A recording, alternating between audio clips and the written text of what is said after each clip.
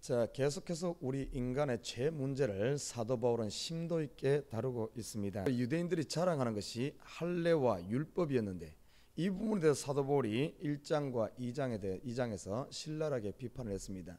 율법을 가지고 있는 것이 중요한 것이 아니라 율법을 지키고 순종해야만 복이 오고 그것이 유익이 있고, 할례는 육신에 할 것이 아니라 마음의 할례를 함으로 말미암아 내가 세상으로부터 구별되어지고 죄로부터 구별되어진 잘라버린 이런 산만이 참된 할례에 의미가 있다고 이렇게 선을 했습니다. 그러니까 오늘 3장에 넘어와서는 어떤 이 질문이 나올 수 있는가 하면은, 그러면은 이 하나님의 말씀을 가지고 있는 율법과 할례의 유익이 무엇이냐, 이거 필요 없는 것 아니냐, 이렇게 말할 수 있다는 겁니다.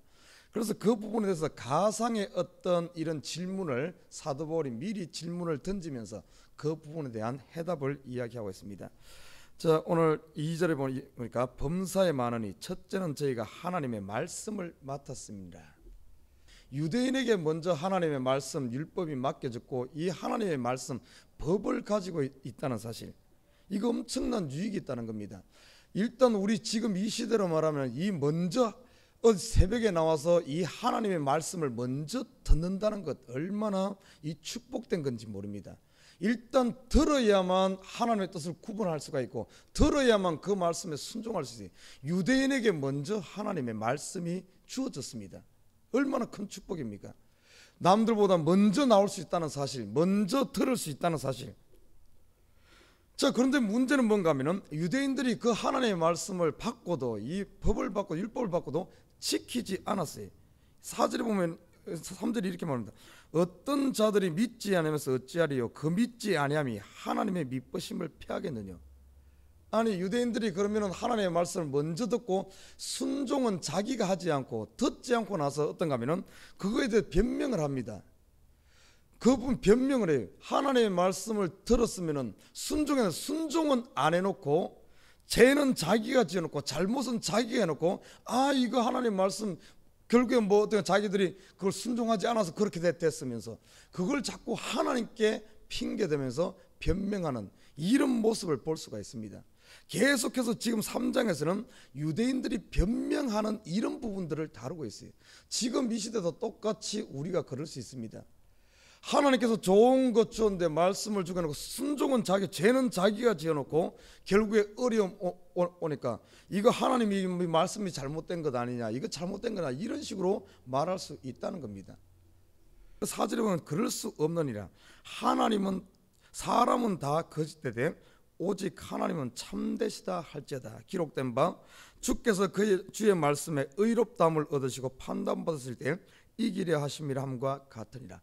하나님의 말씀 변함이 없습니다. 하나님은 이 의로운 분이십니다. 잘못은 우리가 하는 것이지, 우리가 잘못해놓고 그것을 자꾸 말씀에다 변명을 갖다 붙인다든지 교회가 잘못됐다든지 이런 식으로 나가서는 이게 문제가 된다는 거죠. 이것이 아니란 겁니다.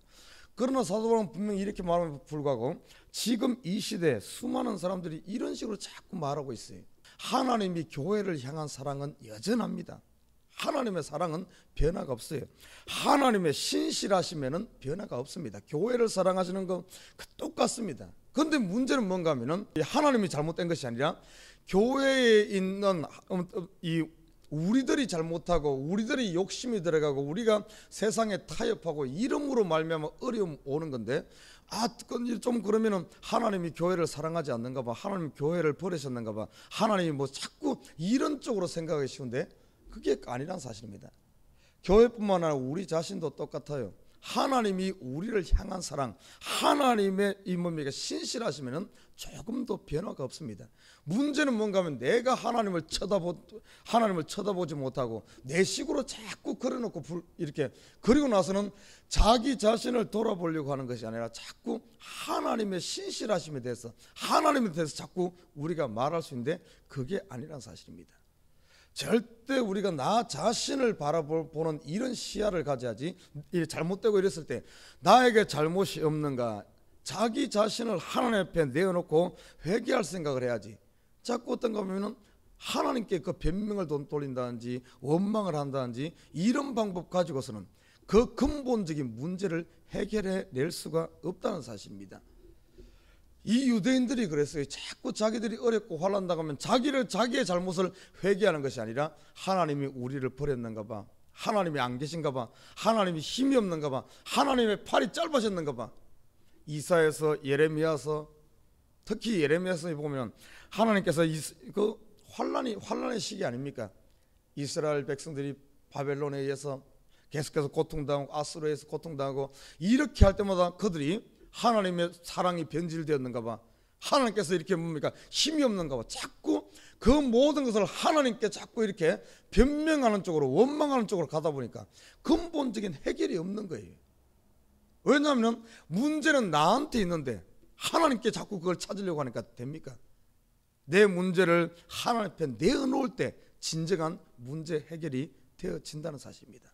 지금 이 시대 똑같아요. 교회도 그렇습니다. 하나님께 원망할 것이 아니라 하나님 앞에 우리의 잘못을 내어놓고, 그래서 이 눈이 열린다는 것, 깨어진다는 것, 믿음이 성장한다는 것, 결국에는 뭔가 하면 이런 것들을 볼 줄 아는 겁니다. 문제의 근원을 바로 볼 줄 아는 것이 영적인 분별력입니다. 영의 눈이 열린 거예요. 영적인 사람들이 이런 것들을 빨리빨리 캐치해서 무엇이 잘못됐는가, 하나님이 잘못된 것이 아니라 내가 잘못됐다는 걸 알고 내가 하나님 앞에 나가서 나의 문제들을 쏟아놓는 이런 쪽으로 가기 때문에 이것을 풀어내는 거예요.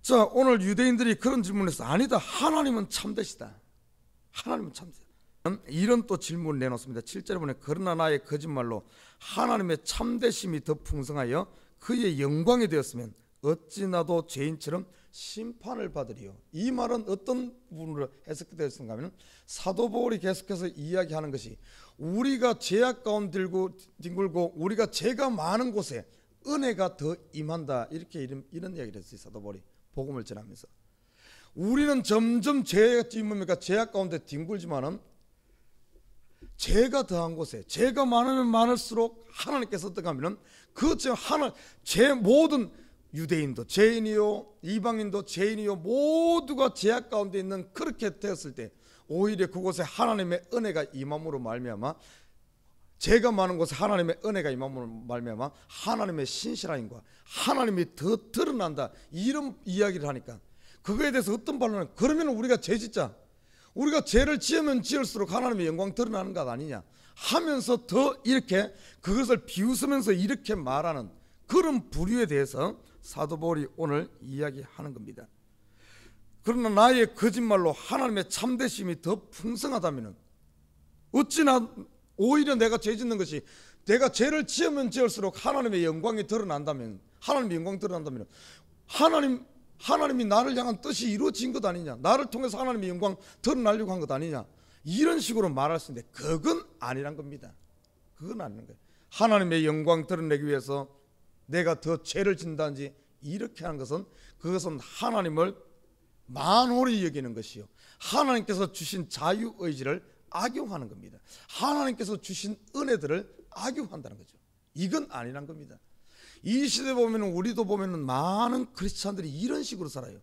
하나님께서 우리에게 구원을 먼저 주었어요. 만약에 율법처럼 구원을 먼저 준 것이 아니라 이만큼 하면은 내가 구원 주겠다, 만약에 이런 식으로 됐다면 아마 우리 죽자 사자, 정말 어떻게 보면 우리 믿음의 선한 싸움을 싸우고 어떻게 보면 영생 얻으려고 엄청나게 그렇게 할 겁니다.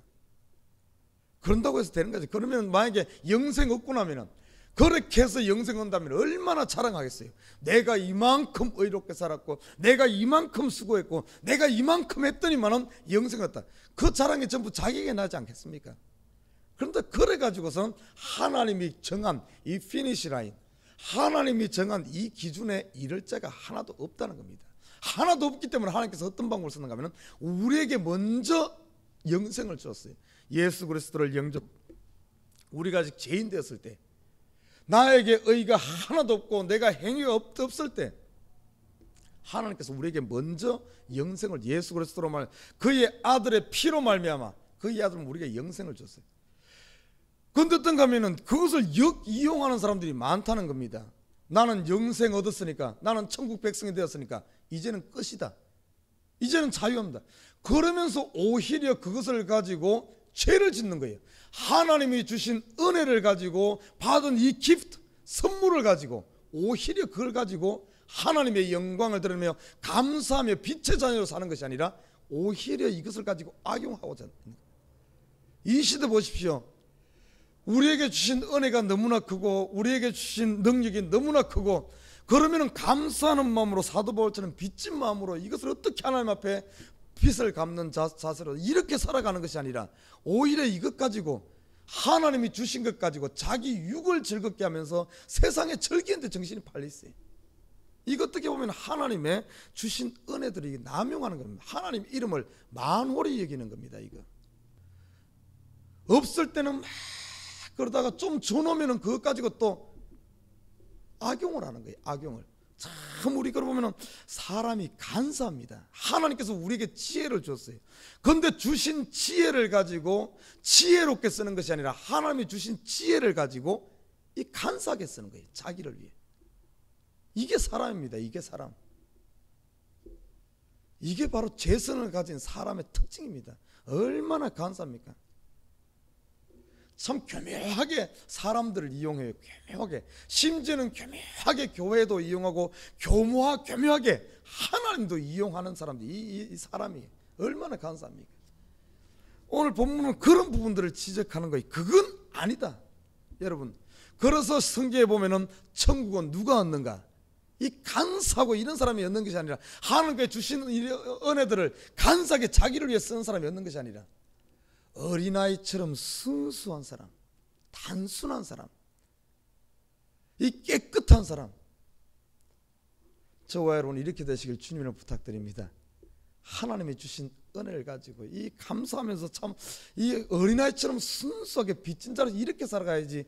그것을 가지고 그 봐라 너희들 뭐하러 그렇게 하냐, 뭐하러 그렇게 수고하냐, 나 봐라 나는 잠자고 나는 기도 안 하고 나는 나 즐길 거 다 즐겨도 나 복 받는 거 봐라. 하나님 나 스스로 하나님 나 사랑한다면서 이렇게 살아가는 뭐 어떻게 보면 그 참 멋있게 살아가는 것 같지만은 그 하나님 이용하는 겁니다. 그 간사한 거예요. 그렇게 살아서는 안 됩니다. 그렇게 그런다고 해서 하나님이 그 사랑 안 하느냐? 아니에요. 하나님 여전히 사랑합니다. 하나님의 신실하시면 우리를 향한 그 사랑은 변하지 않아요. 하나님 그런다고 해서 영생 거두고 가느냐? 그러진 않아요. 그러나 하나님 앞에 섰을 때 하나님 뭔 말하겠어요? 나는 너에게 이 은혜를 주고 이 모든 것을 준 것은 참으로 이 땅에서 하나님의 영광을 드러내며 너를 사명을 주고 하나님 영광 드러내고 그리스도의 정인으로 살라는 이런 미션을 줬는데 그 미션 다 내놓고 하나님께서 미션 감당하러 준 선교하라고 가서 오지에 가서 선교하라고 파송하면서 물질도 대주고 기도하면서 그렇게 싹 그걸 후원을 해놨는데 그 후원해놓은 거 가지고 미션 가서 한 영혼을 살리기 힘들죠. 어렵죠. 우리가 빛의 자녀로서 이 땅에서 참 빛을 비추면 산다는 게 쉽지 않잖아요. 힘드니까 그 믿음의 선한 싸움은 싸우지 않고 그 주신 선교 헌금 가지고 그 주신 능력 가지고 뒤에서 뭡니까 수많은 성도들이 기도하고 그런 사랑을 한 몸에 받고 가서 영혼을 위해 참으로 그 자기 몸을 불살라 그렇게 하는 것이 아니라 그 선교 헌금 가지고 가서 사람들 많이 그 없는 사람들 갖다가 자기 종처럼 부리면서 거기서 왕처럼 생활한다면은 그것이 어떻게 진정한 그 미션이라고 말할 수 있겠어요? 하나님이 우리에게 이 땅에 예수 그리스도를 영접한 이후에 우리를 이 땅에 미셔너리로 보냈어요. 미셔너리로.